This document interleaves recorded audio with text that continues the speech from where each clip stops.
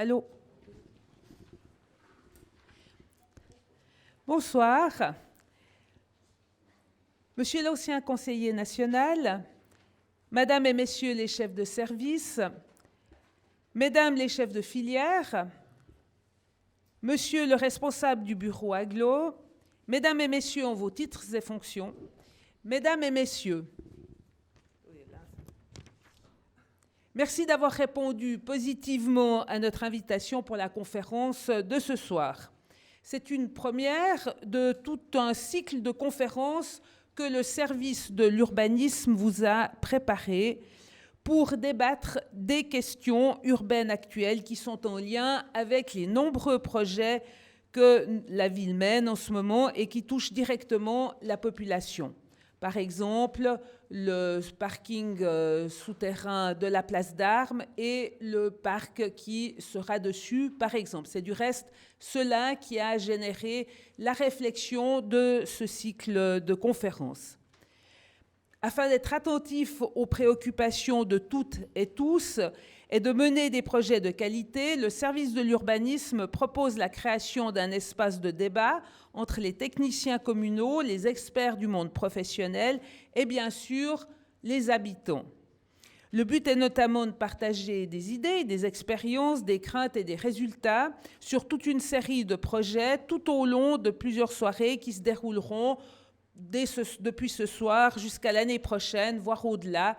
Nous verrons le succès que ces soirées-là auront. Le thème abordé ce soir est celui de la place du piéton.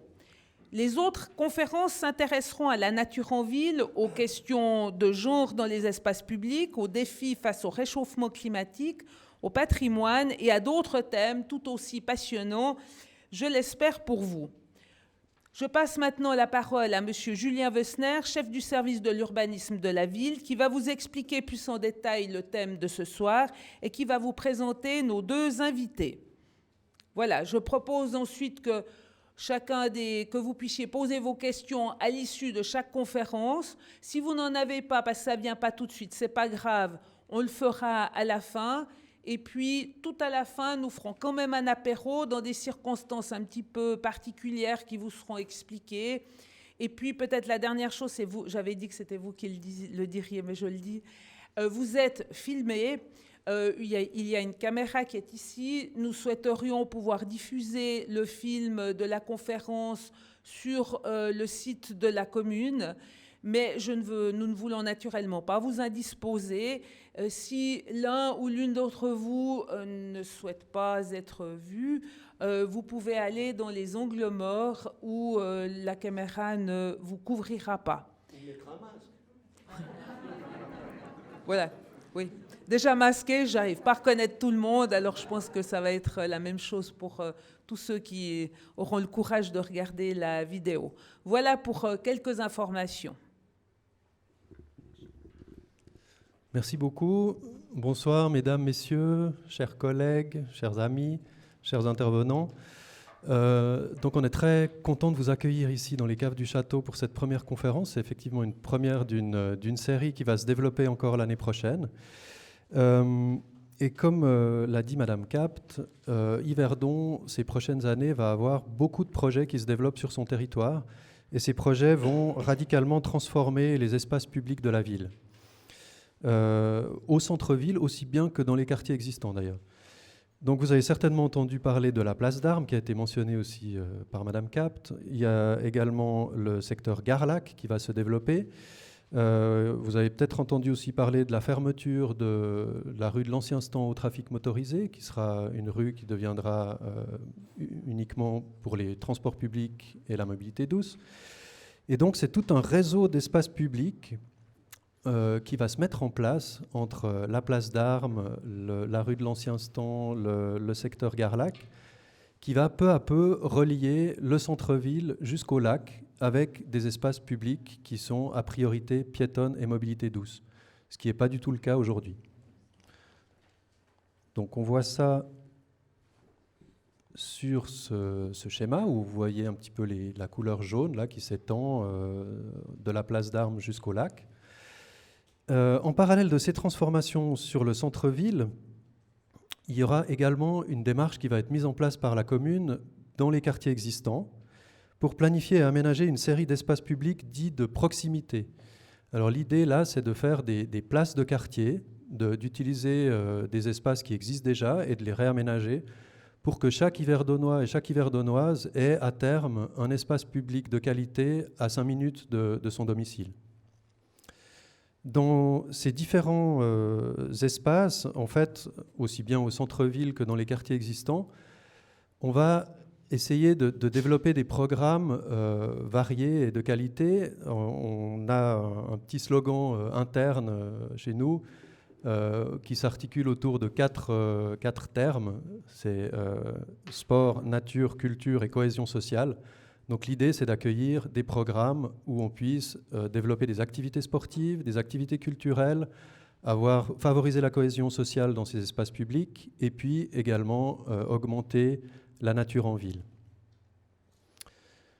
Cette démarche dans les quartiers existants s'inscrit dans un projet pilote de la Confédération qui s'appelle Projet modèle de la Confédération 2020-2024.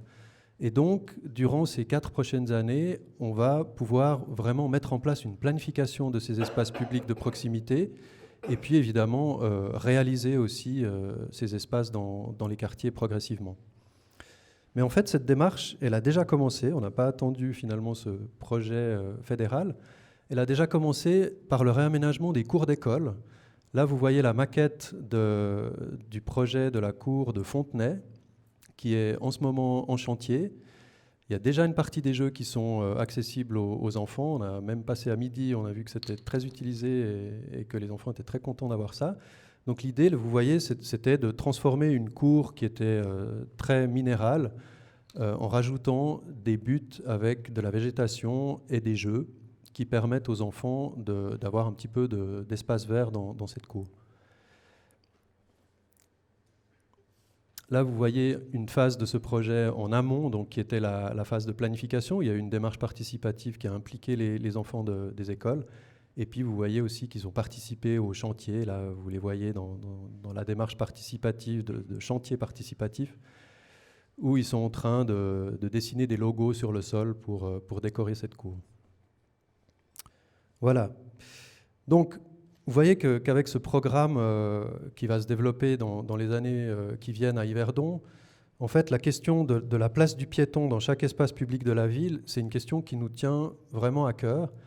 Et en fait, on est bien conscient qu'on n'est pas la seule ville qui se pose cette question, il y en a plein d'autres. Il y a des expériences très intéressantes qui sont menées dans d'autres communes. Et le but de ce cycle de conférences, c'est d'inviter des intervenants d'autres villes qui puissent partager ces expériences avec nous et puis qui puissent nous inspirer pour qu'on puisse faire des choses de qualité à Yverdon. Alors on est très content d'avoir un intervenant de Neuchâtel et une intervenante de Nyon ce soir. Je vais leur donner la parole bientôt, j'ai bientôt fini. Mais je voulais, avant de leur donner la parole, vous présenter l'équipe de planification urbaine du service d'urbanisme, parce que finalement, ce cycle de conférences, on l'a mis en place vraiment de manière collective avec toute l'équipe. Donc toute l'équipe était impliquée aussi bien dans le contenu que dans la logistique. C'est eux qui ont par exemple mis en place les chaises ce soir dans cette salle. C'est un exemple. Voilà, et donc je leur demanderai de se lever, puis je vais vous les présenter. Enfin, il y en a déjà une qui est debout, c'est Sarah Diaz, qui est responsable de la filière planification et qui est en charge notamment de la révision du plan directeur communal, du plan général d'affectation et puis de différents plans d'affectation de la ville. On a également au fond Adrien Tseller, qui est chef de projet, qui s'occupe du secteur Garlac notamment, aussi du parc scientifique. On a Julie Riedo, qui est en charge de ce projet pilote des espaces publics à 5 minutes en tandem avec Sarah Diaz, et puis qui s'occupe aussi de cette réaffectation des cours d'école pour les transformer en places de quartier. On a Hervé Savio, qui est ici présent, qui s'occupe de la place d'Armes et du secteur Front-Gare. Et puis, il nous manque 3 personnes qui ne sont pas là ce soir, mais qui vont peut-être écouter cette vidéo dans les jours qui viennent. C'est Vincent Wenger, qui n'est pas là parce qu'il est probablement en train de devenir papa ce soir. Voilà, je me permets de l'annoncer. Et puis qui lui est en charge du plan d'affectation Verdon, du plan d'affectation Clandy-Dessous et puis de différents autres projets de la commune. On a Philippe Ossala qui est le responsable du secteur Garlac dans son ensemble et puis de quelques plans de quartier particuliers de ce secteur. Et puis Floriane Gargasson qui est la stagiaire actuelle du service d'urbanisme et qui a mis en place une bonne partie de l'organisation de cette soirée et qui va nous accompagner pour les prochaines conférences du cycle. Voilà, je tenais quand même à saluer toutes ces personnes. Et puis on a également nos collègues de la mobilité qui sont là avec nous ce soir. Alors Vesna Stankovic, responsable de la filière mobilité, et puis Nicolas Bardi, qui est chef de projet. Il y a 2 autres chefs de projet qui ne sont pas là, Quentin Pello et François de Rouveau.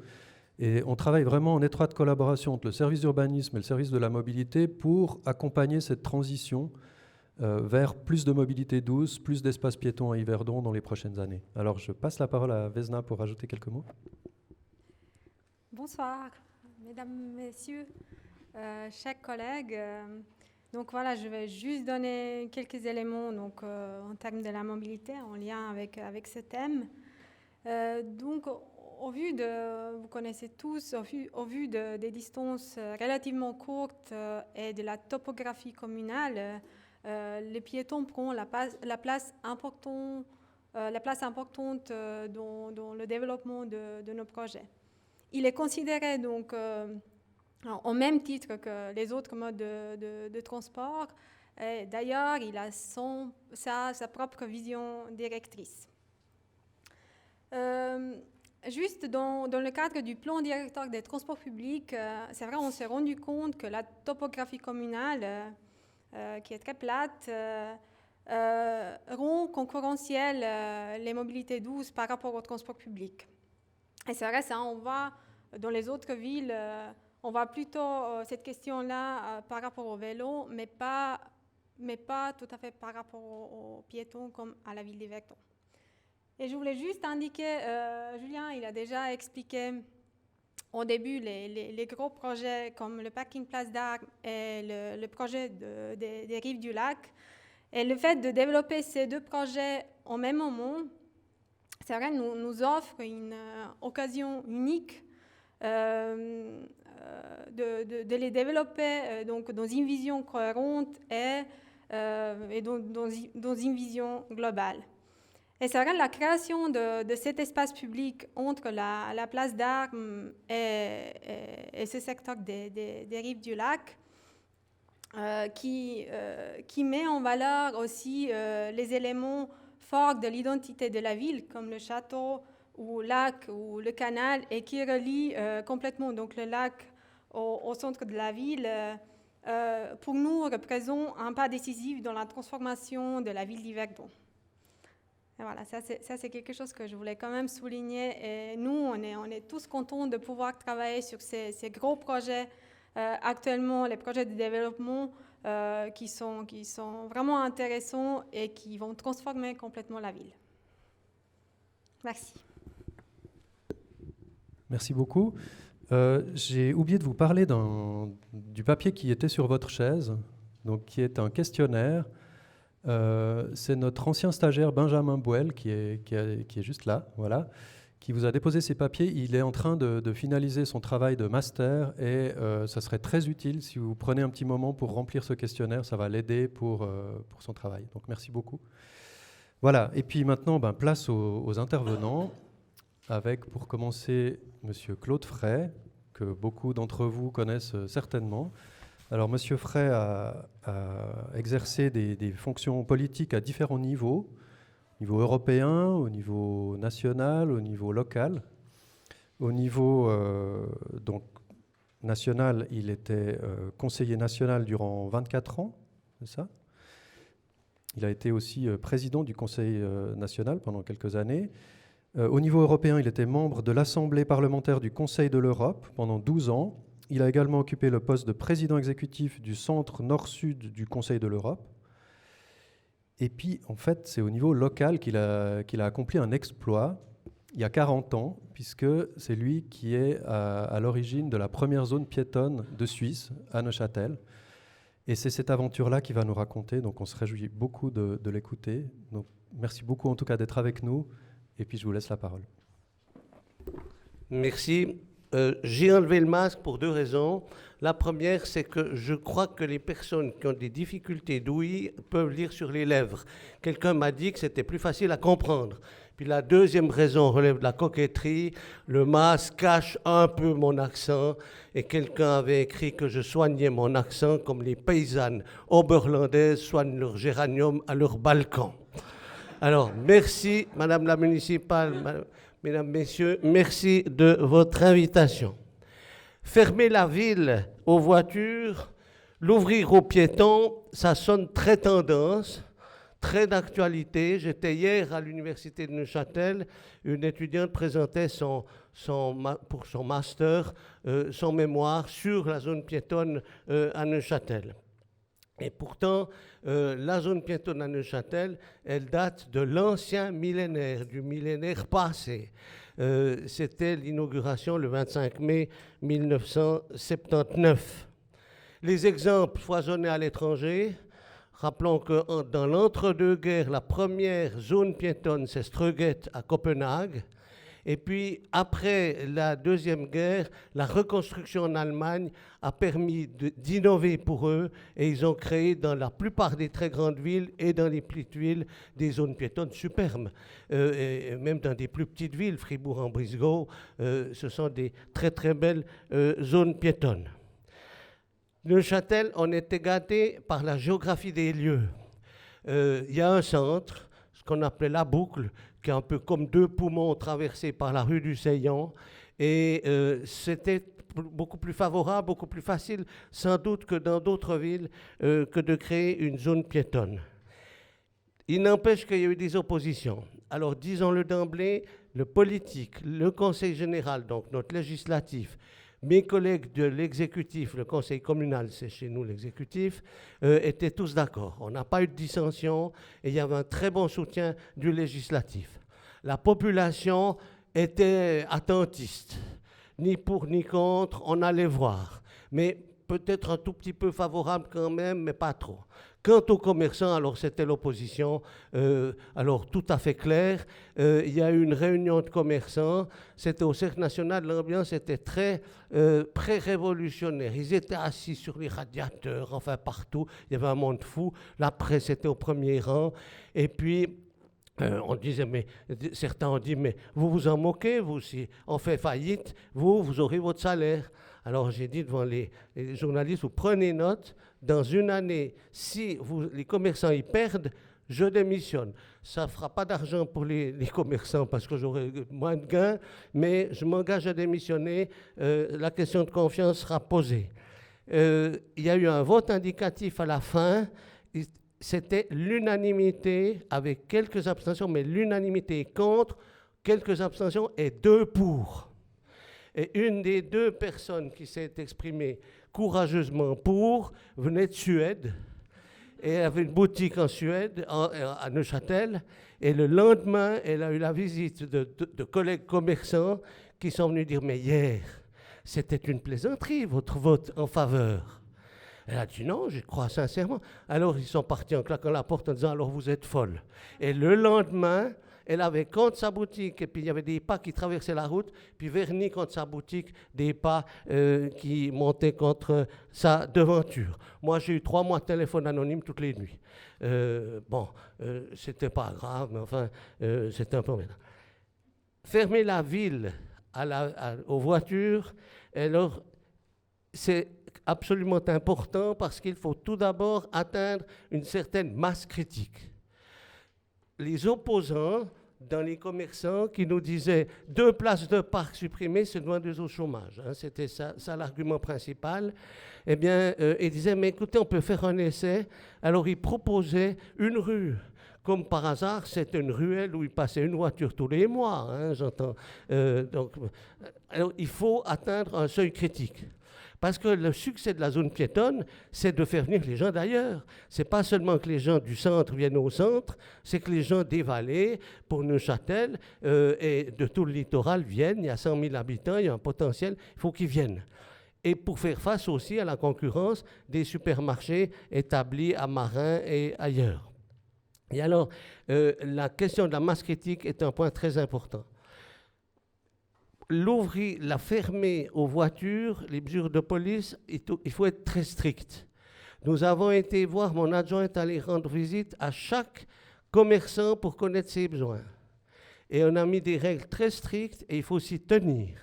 Parce que c'est jusqu'à 10 heures pour les livraisons et puis le samedi jusqu'à 9 heures. Mais il faut se tenir. Et pour les habitants, on avait un système comme des cartes de crédit. Vous avez un numéro. S'ils devaient entrer à n'importe quel moment dans la zone piétonne, ils téléphonaient au poste, ils avaient le numéro et ils n'avaient pas besoin de se déplacer, ils pouvaient le faire sans autre. Voilà. Quand on exerce des fonctions, c'est très bien. Quand on quitte ces fonctions, madame, il faudra surtout pas regarder en arrière. Parce qu'on a un peu de temps, il faut l'effet de cliquet, jamais se retourner, parce qu'on a un petit peu, mais ça se vérifie parfois. Vous savez, la tendance humaine, ça consiste à dire, celui qui vous a précédé était un incapable, celui qui vous succède est un traître, pour la seule et unique raison que l'un et l'autre ne font pas comme vous auriez fait. Quand je racontais ça, un ambassadeur m'a dit, chez nous, celui qui nous succède, ce n'est pas un traître, on dit que c'est un intrigant. Voilà.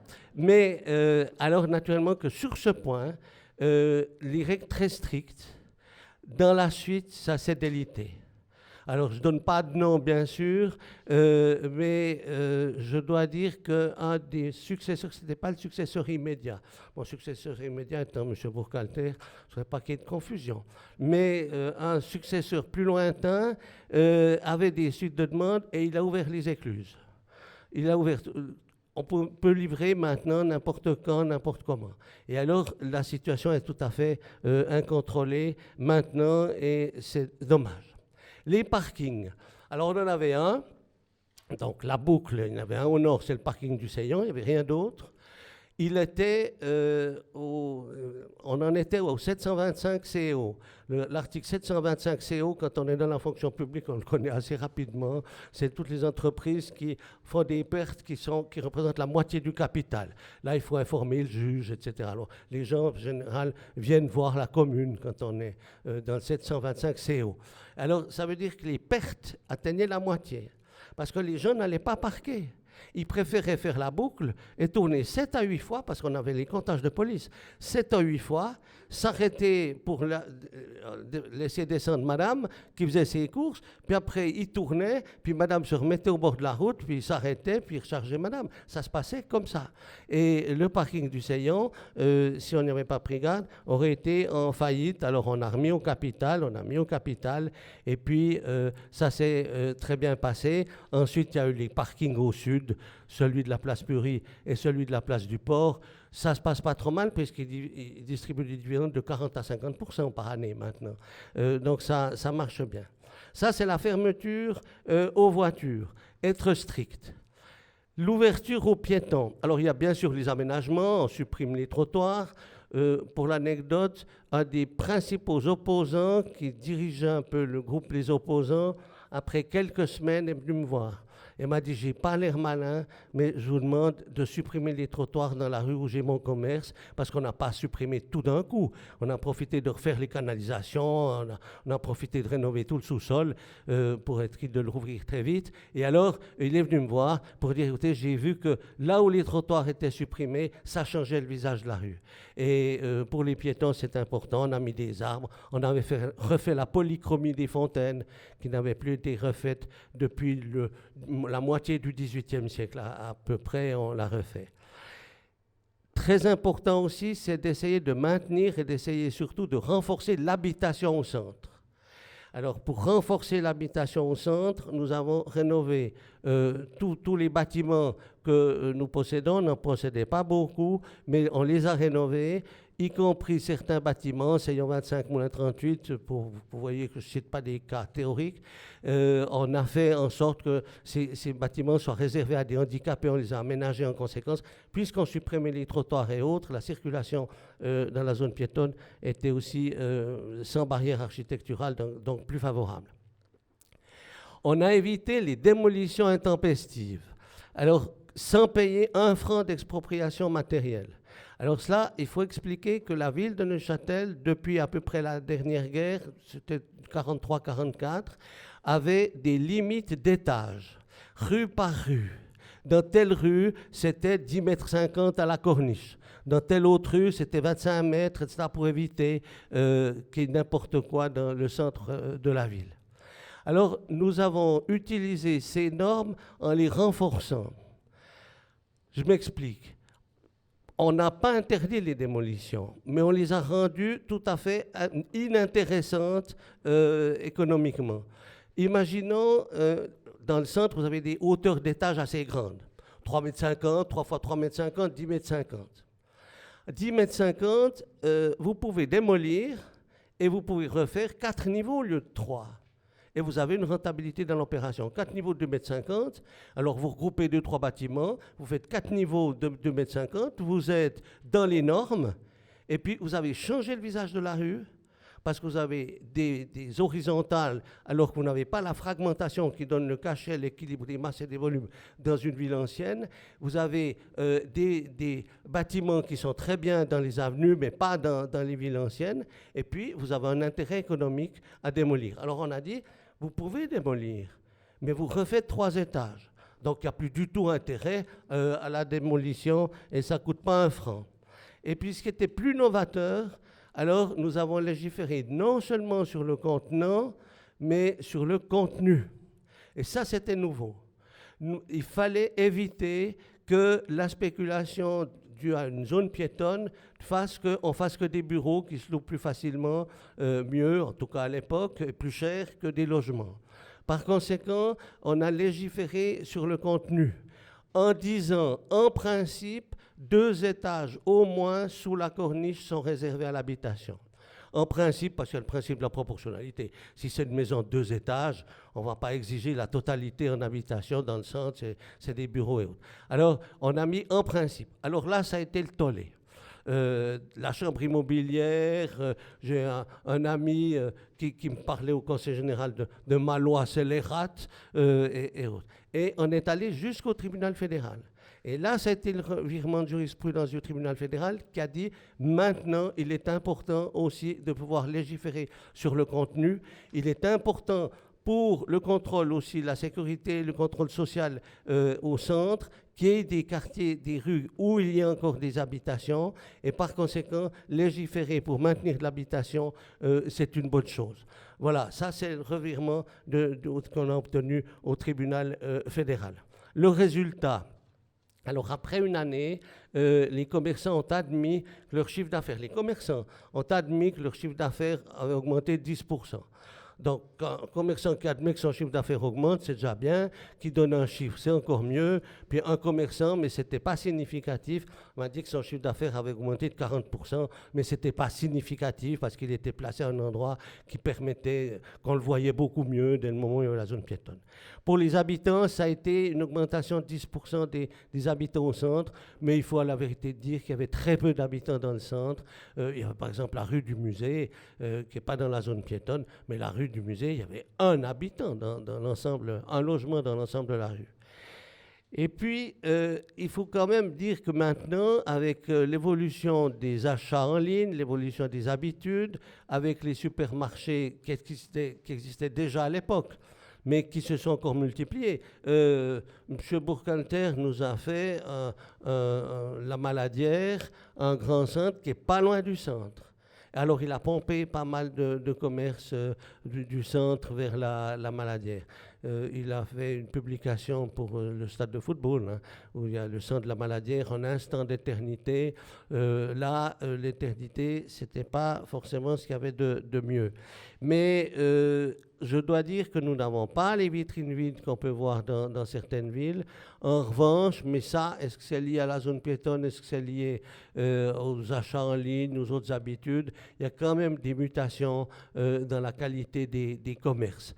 N'est-ce pas, quand vous voyez Aldi ou, j'ai rien du tout contre, mais qui se mettent en plein centre, vous vous dites qu'il se passe quelque chose qualitativement, et puis c'est les boutiques qu'on retrouve partout, il y a moins d'originalité qu'il pouvait y avoir avant.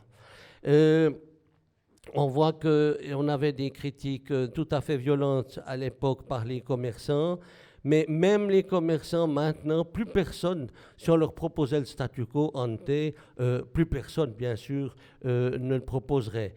Je vous donne la conclusion dans le mémoire, un mémoire de licence, mais c'était un mémoire d'avant, ce n'est pas celui d'hier. Le bilan du projet, c'est un universitaire qui l'avait fait, le bilan du projet est positif, du moins il est clair qu'il a été une amélioration sensible par rapport à la situation antérieure.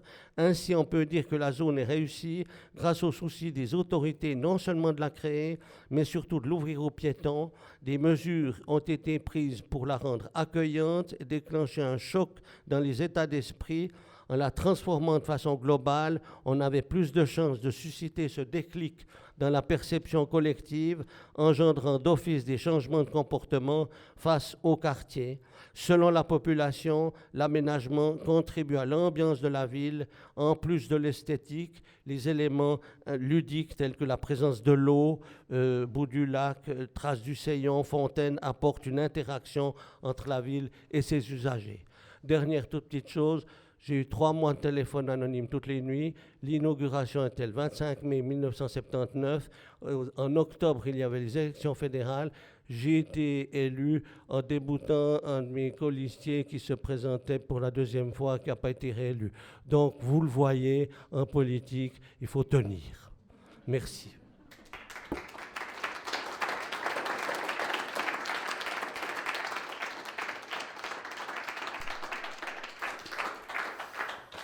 Merci beaucoup, vraiment passionnant et sans PowerPoint, bravo, franchement.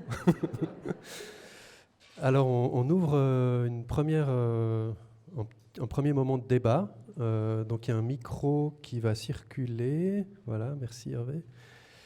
Donc, n'hésitez pas si vous avez des questions pour Monsieur Frey. Oui, oula, voilà, d'accord. Alors Hervé, je te laisse choisir.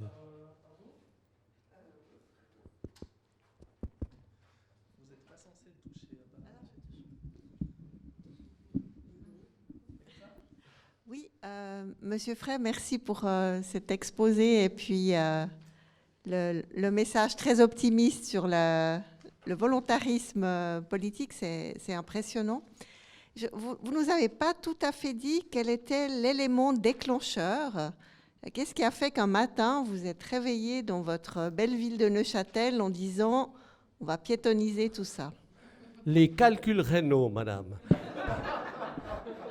Parce que je fais régulièrement des calculs rénaux, un peu moins maintenant depuis qu'il y a le lithotriteur, parce que le lithotriteur permet d'ouvrir les reins, c'est moins douloureux, donc c'est moins intéressant, j'en fais moins. Mais à l'époque, j'en faisais beaucoup. Et alors, pour les vacances, je partais en vacances dans le nord, parce que je ne voulais pas la chaleur du sud, alors j'allais dans le nord. C'était de la malchance parce qu'en général, il y avait une vague de chaleur dans le nord et les Italiens qui étaient en vacances dans le nord disaient « zut, il fait plus chaud que chez nous ». Mais je partais dans le nord et j'y allais en voiture et quand je traversais l'Allemagne, je m'arrêtais, je voyais les zones piétonnes qu'il y avait. Ströget, j'ai pu le citer parce que je voyais ce que c'était. Donc j'avais cet exemple. Et chaque fois que je partais en vacances dans ces contrées-là, je me disais « ce serait bien qu'un Neuchâtel qui s'y prête très bien puisse faire la même chose ».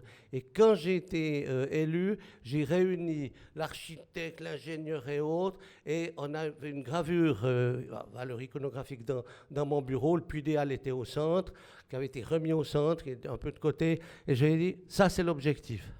Ça veut dire qu'on aura fait la zone piétonne, rénover les bâtiments, refait la polychromie des fontaines, et ainsi de suite. Ça, c'est l'objectif. Le jour où le puits des Halles est au centre, on le déplace, on le met au centre, je pars.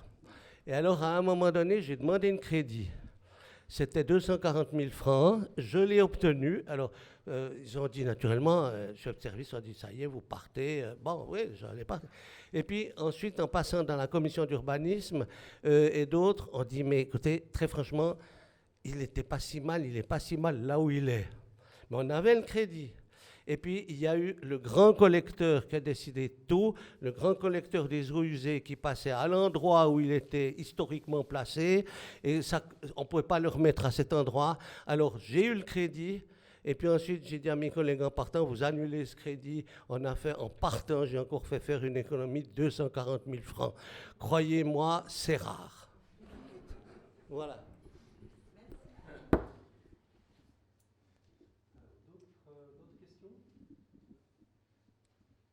Jenny Lebas de l'association Mobilité Piétonne Suisse.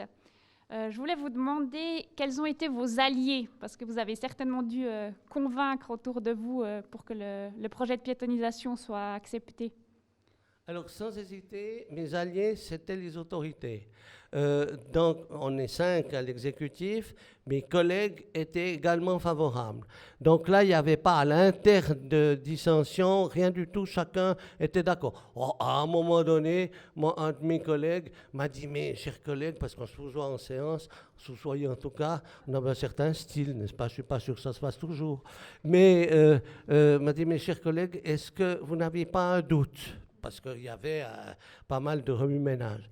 Puis je lui ai dit, mais vous savez, douter avant, c'est une qualité, c'est une forme d'intelligence, mais douter avant, pendant et après, c'est le caractère des Neuchâtelois. Donc on ne doit pas le faire. Et alors, les alliés, ça a été les autorités. La population, encore une fois, elle n'était pas contre. Je n'ai pas eu des gros mouvements contre. Mais quand même, ils entendaient trop les commerçants se dire qu'ils allaient être ruinés. Ils étaient dans l'attentisme, certains plutôt favorables, d'autres plutôt opposés. Et puis quand on a posé les dalles dans les revêtements, alors bien entendu, il y avait les fake news. Ils allaient mesurer la hauteur des dalles. Et puis ils disaient, mais ça coûte tant. Ils donnaient des prix qui étaient 3 fois les prix de la réalité. Alors on rectifiait, mais dans certains cas. Mais disons, là, ça a bien pris, parce que dans le fond, ils la souhaitaient parce que le centre s'y prête bien. Mais je fais quand même une parenthèse qui concerne la Chaux-de-Fonds. Moi, j'ai toujours dit, j'aimerais être au conseil, je ne vais pas être candidat, hein, mais l'avenue Léopold Robert à la Chaux-de-Fonds, vous ne pouvez pas faire la zone piétonne. Mais vous pouvez faire le principe. Alors j'ai vu qu'il y avait un écologiste qui avait déposé une motion pour faire de l'avenue Léopold Robert Central Park. On mettrait des arbres sur le... Bon, ben moi, je dis, on fait les Champs-Élysées. Vous supprimez le trottoir du milieu parce qu'il n'est plus utilisé. Il avait sa fonction quand il y avait la neige qu'il fallait entreposer, quand les piétons marchaient au centre. Maintenant, plus personne ne marche au centre parce que c'est pas intéressant. Il y a les voitures devant et derrière, donc c'est plus intéressant. Mais ce serait de supprimer le trottoir central et d'élargir alors les trottoirs, modifier les règlements pour pouvoir permettre de faire des terrasses qui soient vitrées comme à Paris en hiver, etc. Voilà. Mais ça prend pas parce que celui qui fait ça, eh bien, il ne dépasse pas les 4 ans de mandat. Il est évident parce qu'il faut abattre des platanes. Voilà. Mais d'autres questions?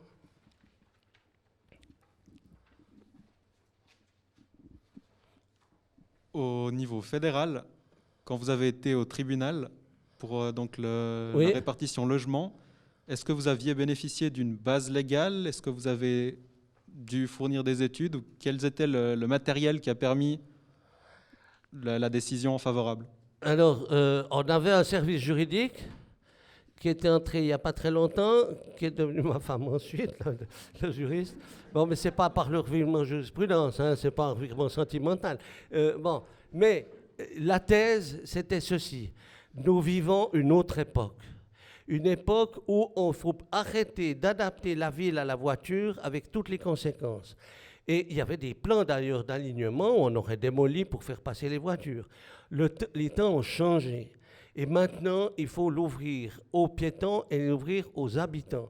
Il faut permettre aux habitants aux gens qui veulent revenir dans le centre, de pouvoir le faire, plutôt que de partir parce que l'immeuble va être transformé en bureau. Parce que les locations à l'époque, quand vous transformiez et puis vous louez en bureau, il y avait une très forte rentabilité. Donc les habitations se vidaient les unes après les autres.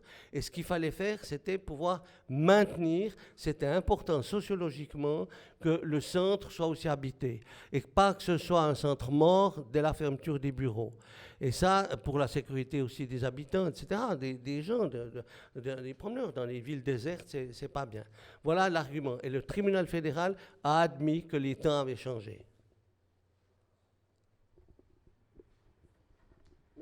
ça a été un beau combat parce qu'on a fait toutes les... Le Conseil d'État nous a soutenus, et les recours, etc. Mais alors, la Chambre immobilière, j'avais un ami qui était vraiment de la Chambre immobilière et autres, puis après on jouait au volley ensemble, et puis quand les libéraux et les radicaux ont fusionné, il m'avait parlé de ma loi scélérate. Et je lui avais dit, mais tu sais, avec ma loi scélérate, tu réalises que le moment venu, le faire part de deuil sera le même, moi avec ma loi scélérate et toi qui était très grand opposant. Mais c'est un ami.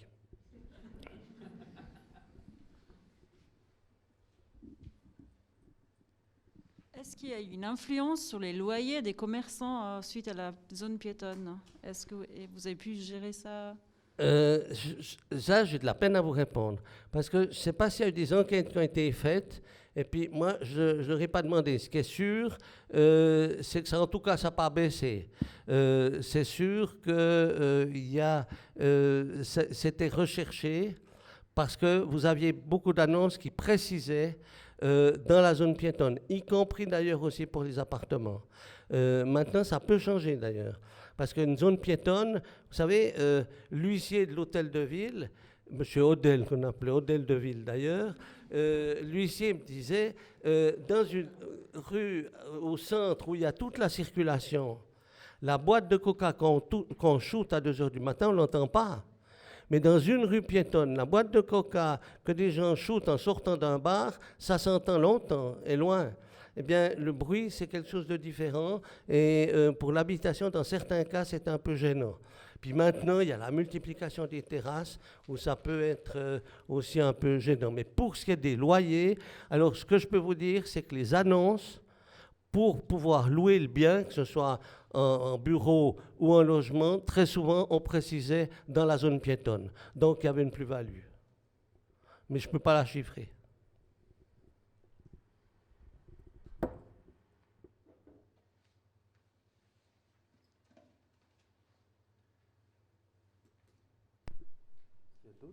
D'autres questions? Sinon, vous pouvez les garder pour plus tard. Et puis, donc, on va passer à la deuxième intervenante. Merci beaucoup, en tout cas, Monsieur Frey. Et puis, il y aura peut-être encore des questions à la fin pour vous. Donc, on va passer à notre représentante de la ville de Nyon, qui travaille comme chef de projet au service des travaux environnement et mobilité de la ville de Nyon depuis 2014, et puis qui a notamment collaboré à l'élaboration du plan piéton de la ville de Nyon. Madame Dorst va nous parler d'un événement un peu spécial, un événement mondial, qui se déroule dans plusieurs villes de manière simultanée. C'est l'événement des Parking Days. Donc le principe, c'est que pendant cette journée-là, les citoyens, les activistes, les artistes peuvent occuper certaines places de stationnement et puis peuvent proposer des programmes à vocation piétonne ou de rencontres, etc.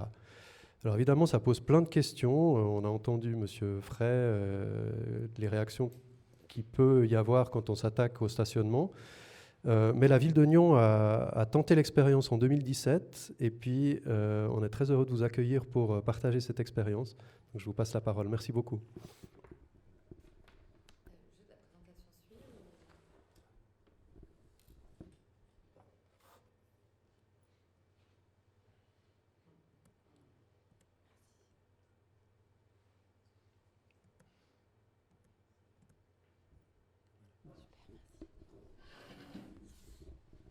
Alors, bonjour à tous. Merci de bien vouloir m'accueillir dans cette charmante ville d'Yverdon. Donc, je m'appelle Caroline Dorst. Je travaille au service travaux environnement mobilité de la ville de Nyon donc, depuis 2014. Et je suis ici aujourd'hui pour vous parler donc, de la participation de la ville de Nyon au Parking Day en 2017 et de manière un peu plus générale de l'expansion de la démarche parce que finalement, cette démarche ne s'est pas arrêtée en 2017. Elle a donné lieu à plein de jolies choses à Nyon. Donc voici un peu l'articulation de ma présentation. Contrairement à Monsieur Frey, je ne peux malheureusement pas me baser sur autre chose que d'un PowerPoint.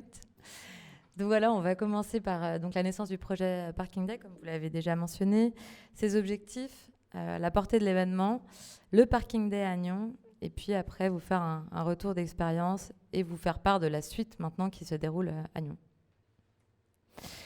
Donc la naissance du projet Parking Day, donc c'est un projet donc, qui a vu le jour à San Francisco, suite au constat que 70% des espaces en plein air sont dédiés aux places de stationnement, ce qui est énorme.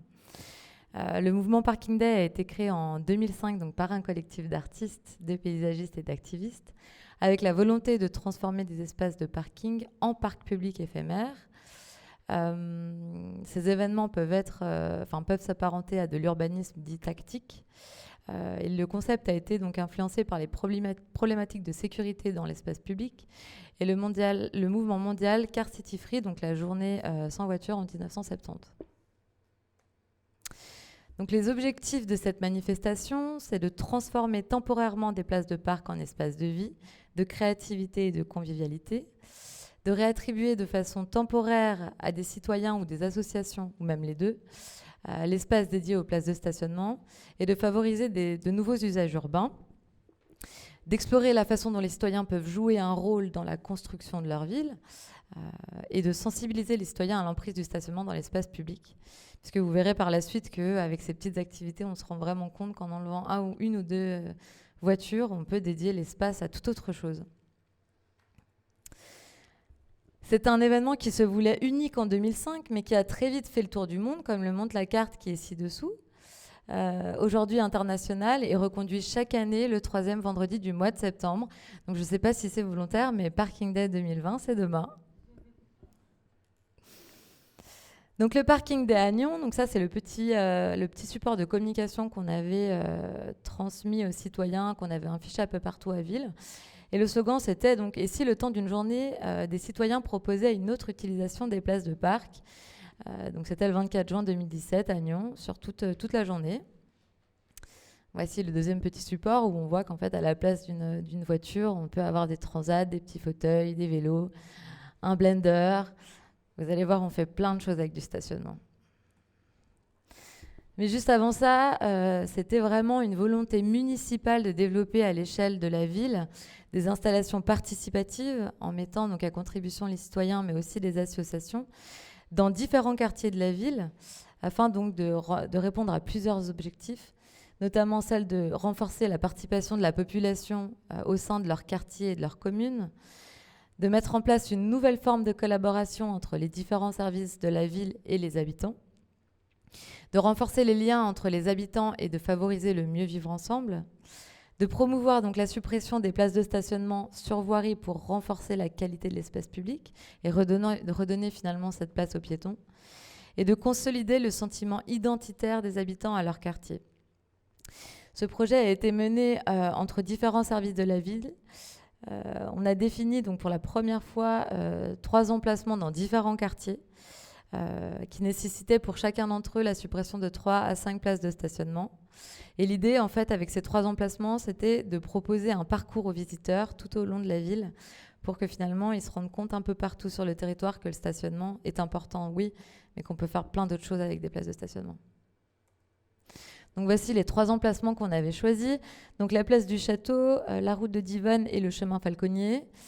Ces 3 emplacements qui sont assez différents, vous allez le voir. Et c'est vrai qu'après coup, mais ça j'en parlerai peut-être tout à l'heure, ces 3 emplacements sont peut-être un peu trop distancés les uns des autres. Et on s'est rendu compte que finalement les gens ne montaient pas aussi haut au chemin Falconnier. Donc le chemin Falconnier, c'est le quartier de Petite Prairie. Donc c'est un quartier qui a vu le jour à peu près il y a 6 ans. Et l'idée en fait de Parking Day, c'était que les habitants venaient en fait d'intégrer leur quartier. Donc l'idée, c'était vraiment de créer un lien entre ces habitants en proposant une exposition dont le thème c'est « Chez vous, c'était comment chez vous ?» Donc chaque habitant devait amener des photos de l'intérieur de chez lui pour que ses voisins se rendent compte un peu de l'aménagement de son espace. Parallèlement à ça, on a réalisé un atelier de peinture de boîtes d'échange. Donc ces boîtes d'échange sont toujours en place et permettent justement l'échange de livres ou d'objets du quotidien entre voisins. Et en fait, on devait mettre ces ateliers sur des places de stationnement. Et le jour même, les régies nous ont fait faux bond. et n'ont pas accepté que les places de stationnement soient utilisées, si bien que la municipalité a décidé de dédier de l'espace public et de maintenir les vêtements, parce que c'est vrai que c'était quand même une sacrée organisation et que les interlocuteurs étaient un peu tristes de ne pas pouvoir utiliser leurs activités et réaliser leurs activités.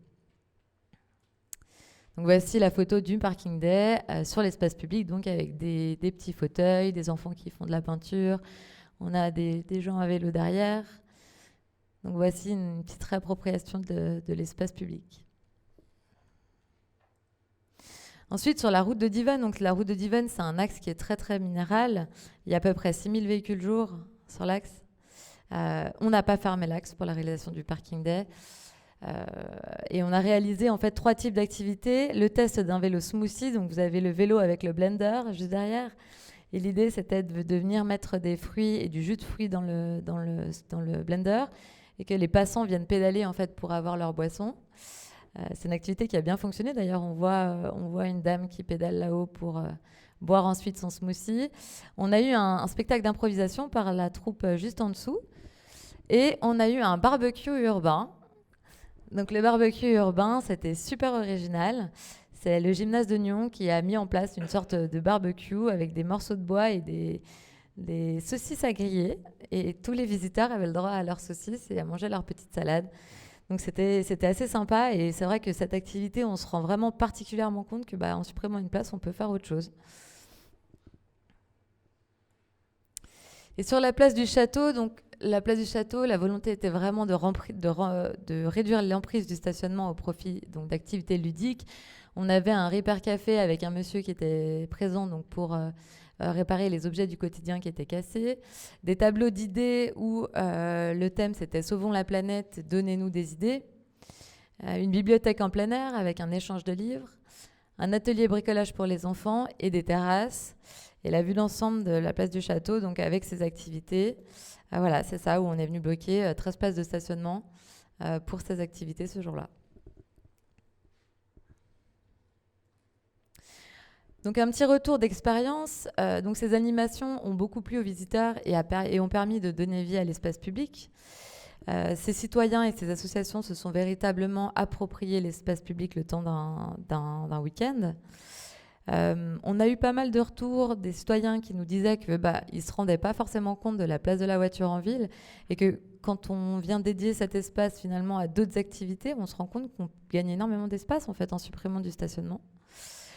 Comme je vous le disais tout à l'heure, la multiplicité des sites n'est pas forcément un atout, mais on privilégiera à l'avenir un seul site sur lequel on réduira certainement de manière plus drastique le stationnement pour avoir plus d'espace et plus d'activités.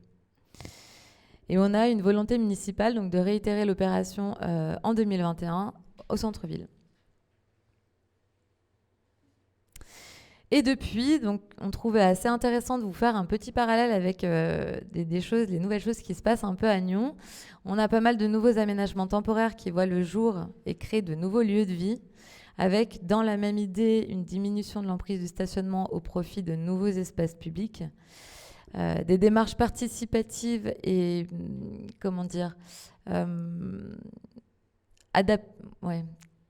qui permettent des adaptations, je dirais, qui sont bon marché, évolutives et participatives, et qui permettent d'avoir des véritables laboratoires d'usage à ciel ouvert pour tester et adapter les projets de demain. On sait aujourd'hui que le problème dans ces thématiques d'aménagement, c'est toujours de savoir comment bien aménager. Et c'est vrai que souvent, on aménage certains lieux et on se rend compte que finalement, ça ne fonctionne pas. Et la ville de Nyon a décidé en fait, de faire des aménagements temporaires pour tester les usages, savoir si ce qu'elle propose fonctionne et après en fait, partir sur des aménagements qui sont plus pérennes et qui seraient plus coûteux. Donc typiquement, on a les jardins de Pertan. Donc peut-être que certains d'entre vous connaissent le grand parking de Pertan, qui est un parking de 390 places aujourd'hui. On a eu une volonté municipale de supprimer 30 places de stationnement environ au profit des terrasses. Donc on voit en fait tout le petit carré orange aujourd'hui a été dédié à une promenade, un square et des terrasses. Donc on voit la promenade en fait sur le haut des photos et le square qui a repris vie en bas. Et demain, on aura donc en 2021 la suppression de cet espace-là de stationnement qui est actuellement en discussion pour faire également une promenade ici avec des activités. Et l'idée de ce parc, en fait, l'idée de ce parking, c'est que ce parking, d'ici une dizaine d'années, sera un parking enterré. Et l'idée, en fait, c'est de venir créer un parc sur tout l'ensemble. Avec ce laboratoire d'usage, on arrive quand même à voir ce qui plaît, ce qui ne plaît pas. Et le citoyen commence à imaginer ce que sera son parc du futur à la place du parking actuel. On a la voie 4 aussi à la gare de Nyon. Donc ça, c'est un projet qui date de 2019 où on est venu supprimer donc, ces 4 places de stationnement ici, des places livraison et des places d'impose minute qui ont été déplacées au profit de la voie 4, de la nouvelle voie 4. Donc on a 3 voies à Nyon plus la 4e qui est ici, sur laquelle il y a du mobilier urbain, c'est un espace d'échange et de vie. Et il y a aussi les commerçants qui ont pu faire leur terrasse. Donc cet aménagement date de 2019 et aujourd'hui, on est en train de poser les questions aux personnes qui fréquentent ces lieux pour savoir ce qu'on va pouvoir optimiser, est-ce qu'ils sont contents des aménagements et savoir quelles sont les optimisations possibles. Ensuite, on a le quartier de la Grande Jetée. Donc la Grande Jetée, c'est cet édicule ici, avec le parking de Rive qui compte 169 places, sur lequel nous n'avons pas supprimé 14 places de stationnement, mais on les a relocalisées. Donc on a modifié le sens de circulation du parking pour pouvoir en fait dégager tout cet espace et venir créer un parc de jeux pour les enfants avec une terrasse ici. Donc ça, c'est le projet participatif de la Grande Jetée qui, pareil, laboratoire d'usage où les gens ont pu donner leur avis et ont pu proposer quelque chose qui leur ressemble. Et ça, c'est le projet donc, final qui a vu le jour en 2018. Maintenant, la place du Château. Donc, la place du Château, qui est un endroit phare de Nyon. En 1989, on a la place du Château avec toutes ses voitures. Aujourd'hui, elle ressemble, on verra peut-être mieux sur la photo, mais l'espace a été... ça, c'est une terrasse aujourd'hui. Et là, les places de stationnement sont ici. Il y a aussi un projet donc, de réaménagement de la place du Château qui occasionnerait la suppression de 13 places de stationnement. Donc voici le projet. Donc le projet, ça serait de venir créer un véritable miroir d'eau avec des terrasses, venir dégager cette esplanade qui permettrait de mieux apprécier le château. Mais malheureusement, je ne peux pas vous dire que tous les projets ont fonctionné. Les commerçants ont fait recours à ce projet et aujourd'hui, le projet est complètement à l'arrêt puisque les commerçants se sont tous opposés à la suppression des 13 places de stationnement du château. Donc ça serait trop beau de dire que finalement tout fonctionne. Mais ce qui est intéressant de voir par la suite, c'est qu'en 2020, avec le développement massif des terrasses suite à la pandémie de Covid, la municipalité a développé une terrasse sur cette 13 place du château. Donc on voit la terrasse ici et la terrasse ici. Donc le stationnement aujourd'hui a totalement disparu, malgré le recours du projet en dur à la CDAP. Et ce qui est rigolo, c'est que finalement les commerçants fédèrent ces terrasses et se rendent compte que ça fonctionne très bien. Parce que les personnes qui viennent boire un verre ici ou manger ici se promènent après à pied au centre-ville. Et finalement, on se promène beaucoup plus quand on est à pied et on consomme plus à pied que quand on a sa voiture parce qu'on est bloqué par le temps de stationnement et on flâne plus quand on n'a pas sa voiture à se préoccuper. Et enfin, donc la promenade du Jura, toujours dans cet esprit terrasse lié au Covid, on a supprimé 8 places de stationnement donc sur la promenade du Jura au profit de terrasses. Pareil, cet espace fonctionne très bien. Aujourd'hui, on essaye de réfléchir justement pour optimiser parce que la terrasse, comme elle est aujourd'hui, n'est pas très jolie. On pourrait, je pense, faire mieux. Mais c'est vrai qu'on a quand même supprimé ces places de stationnement toujours en centre-ville, que les commerçants sont très contents et surtout qu'on a une satisfaction générale des aménagements intermédiaires, aussi bien par le public que par tous les partis politiques confondus. Donc c'est plutôt une bonne chose, même si c'est vrai que quand on a commencé ces projets, on s'est dit « oulala, on vient toucher une thématique un peu sensible » et on ne sait pas comment ça va se poursuivre. Et au final, les gens ont peur, mais à l'usage, ça se passe très bien et tout le monde fédère à ces projets. Voilà. Merci beaucoup.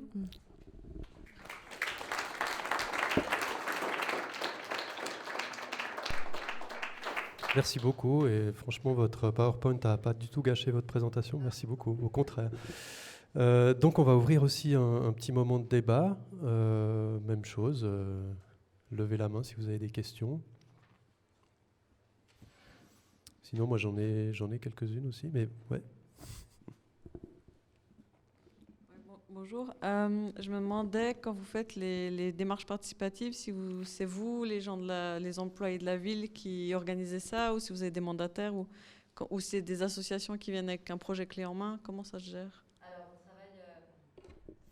On travaille, donc les collaborateurs de la ville, avec des mandataires et éventuellement des associations. Donc c'est vraiment une discussion à plusieurs mains, où plusieurs services de la ville peuvent donner leur avis, peuvent contribuer au projet. Par exemple, les services de la ville ont peint les pots de fleurs, on a quand même une collaboration entre nous, mais après, voilà, on part aussi avec des mandataires spécialisés pour avoir justement leurs idées, leur input et leur retour d'expérience. J'aurais juste une question complémentaire. Vous travaillez avec les associations de quartier? Oui. Parce oui, que sûr. ça, on voit, c'est une bonne chose pour faire passer les projets. On a développé la démocratie de quartier, les associations de quartier, et alors on faisait des choses, on indiquait, par exemple la rue du Tertre, puis ça permettait d'avoir notre place du Tertre, n'est-ce pas? Eh bien, on fournit des plans en indiquant les emplacements où on ne peut pas intervenir parce qu'il y a des canalisations, et puis on laisse les associations de quartier faire des projets. Puis après, les professionnels reprennent la chose, mais dans l'esprit de ce qui a été fait. Et je dois dire que pour les jardins, on faisait les jardins d'enfants, les parcs pour enfants, on faisait dessinés par les enfants, comme j'ai vu que vous le faisiez, et ça évite beaucoup de dégâts. On avait un jardin où des gens allaient, faisaient des gros dégâts aux plantations. Alors on a fait une autre chose, ce qu'on a fait, c'est que chaque année, on prenait des classes avec les jardiniers, et les enfants venaient mettre leurs oignons, etc. Et puis ils ne saccageaient plus. Alors ils mettaient des petits bois pour regarder au printemps si leurs tulipes avaient poussé, etc. Et ça, ça permet d'éviter pas mal de dégâts aussi. Mais la démocratie de quartier, faire participer les gens, je crois que c'est un point important pour vous.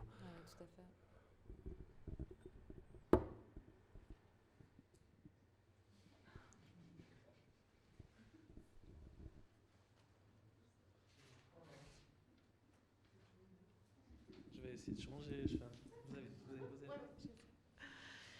Comme je suis sociologue, j'ai une question qui se me pose quand je vois ça.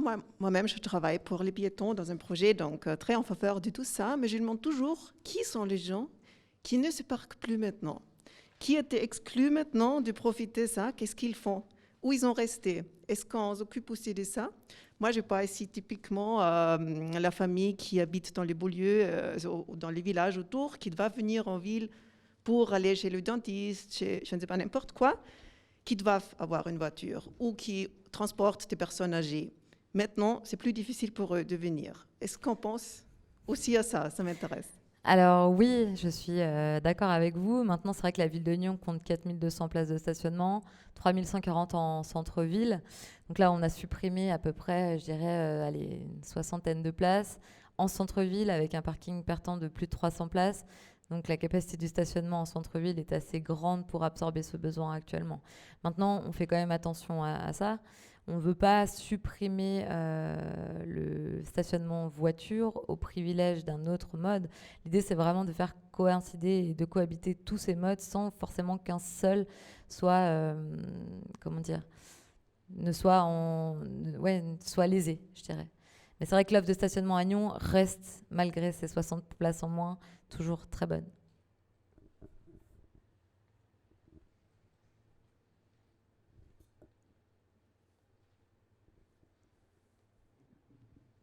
Bonjour. J'ai une petite question qui a déjà une bribe de réponse dans ce que vous avez évoqué. Vous dites ne pas vouloir favoriser un mode de transport en lieu et place d'un autre. Mais typiquement, lorsqu'on supprime des places de parking, moi j'aurais presque tendance à dire quelle alternative motorisée peut-on fournir aux gens? Alors stratégiquement, en termes de phasage, est-ce que augmenter la desserte en transport public lorsqu'on supprime certaines places est un risque ou au contraire une opportunité? Comment est-ce que ça s'articule dans votre expérience et puis quels conseils vous auriez à donner aux futurs projets? Je dirais que, encore une fois, on a supprimé une soixantaine de places de manière temporaire puisque ces aménagements voient le jour à peu près pendant 6 mois et sont reconduits chaque année. Maintenant, à Nyon, on a quand même un réseau de transport public au quart d'heure qui dessert extrêmement bien le centre-ville. Donc c'est vrai qu'on n'a pas, c'est pas parce qu'on a supprimé 10 places de stationnement ou 20 places par-ci, par-là qu'on a forcément rajouté une cadence de bus supplémentaires au vu du prix des lignes supplémentaires dans les transports publics. Maintenant, c'est vrai qu'avant de mettre ça en place, surtout si vous venez, péjorer l'offre de stationnement de manière majeure, effectivement, je pense qu'il faut mettre des alternatives pour les mobilités douces ou les transports publics en place avant de venir péjorer l'offre de stationnement, c'est sûr. Oui, bien sûr. Si je peux poursuivre la question avec les vélos, typiquement, est-ce qu'on doit préparer des aménagements pour recevoir les vélos, ou est-ce qu'on part du principe qu'étant temporaire, ces aménagements vont recevoir les vélos de manière auto-appropriée? Qu'est-ce qui est le plus efficace? Alors, dans chaque aménagement temporaire que je vous ai présenté ce soir, on a agrémenté une offre adaptée de supports vélo. Il y a à peu près une vingtaine de supports vélo sur chacun des aménagements, puisqu'on part du principe que les gens peuvent justement venir à vélo et que sur ces zones de terrasse, ces zones de jeu, les parents parfois viennent aussi avec des enfants à vélo, donc on doit pouvoir avoir une offre de stationnement vélo suffisante. Donc chaque projet, en fait, tous les projets qu'on fait à Nyon sont agrémentés de stationnement vélo. Et on prend cette thématique en considération à chaque fois.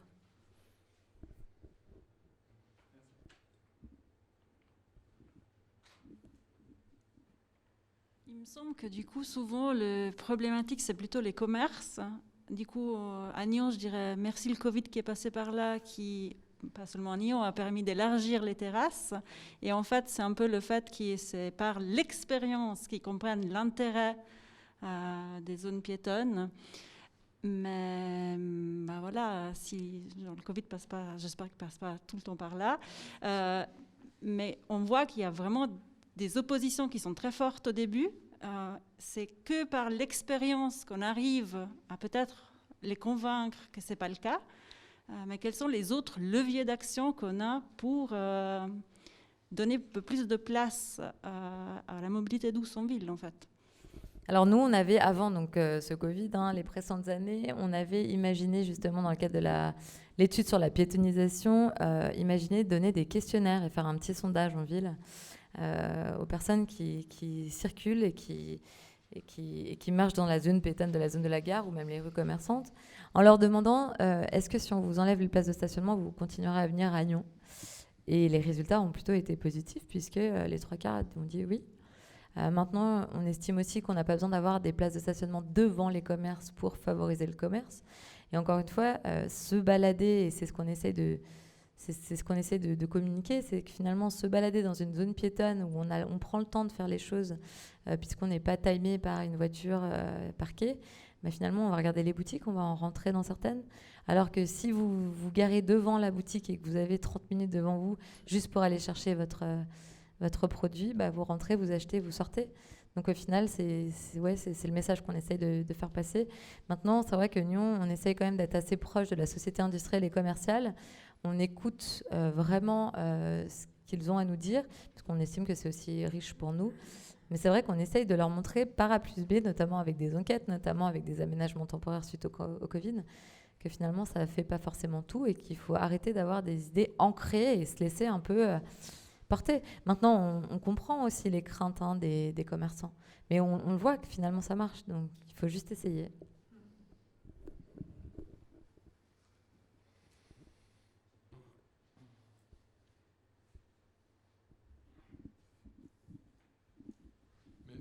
J'ai une question du coup. Est-ce que la ville de Nyon souhaite aller plus loin avec ces suppressions de places de parking? Ou est-ce que vous pensez que vous avez un peu fait le tour? Ou est-ce qu'il y a vraiment une volonté d'aller vraiment aller plus loin puis progressivement diminuer ces places de parking pour des autres styles, d'autres mobilités, comme la mobilité douce par exemple? Alors, c'est vrai que c'est quand même un sujet sensible, je ne vais pas vous le cacher, puisqu'à chaque fois qu'on a envie de supprimer une place de parc, politiquement parlant, ça coince un petit peu.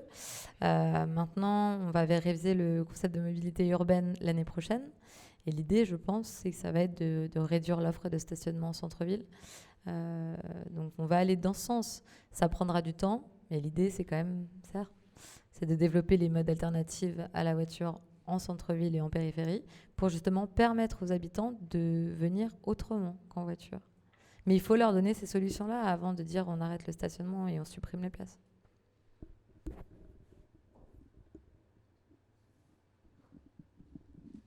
Bonjour, petite question qui me taraude là. Dans les aménagements de places de parc, par défaut, j'ai l'impression qu'on se retrouve toujours sur chaussée ou pas très loin.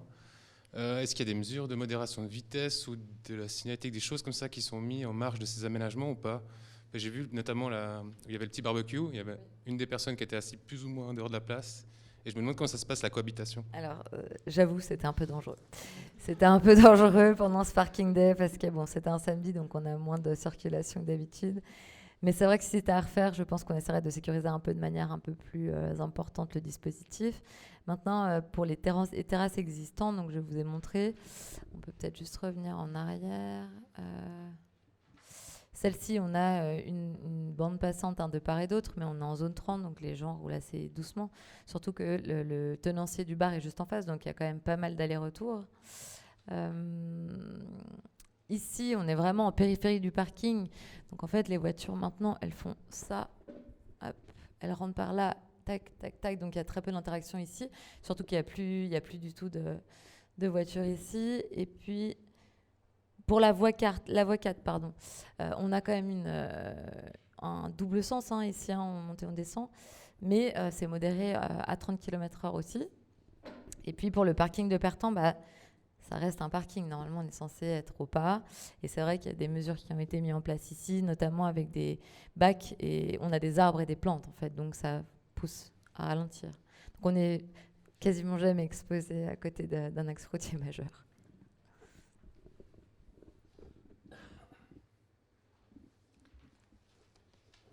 Puisqu'on parle de la place du piéton en ville, est-ce que vous avez des chiffres? Je pose la question à nos deux invités sur l'affluence. Est-ce que vraiment le piéton revient en ville?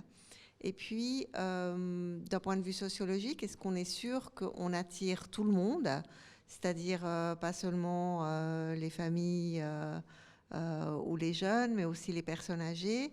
Est-ce qu'il y a un soin particulier qui est mis dans les aménagements, éphémères ou pas, pour que les personnes âgées, les personnes à mobilité réduite s'y retrouvent aussi et puissent profiter de ces nouveaux espaces?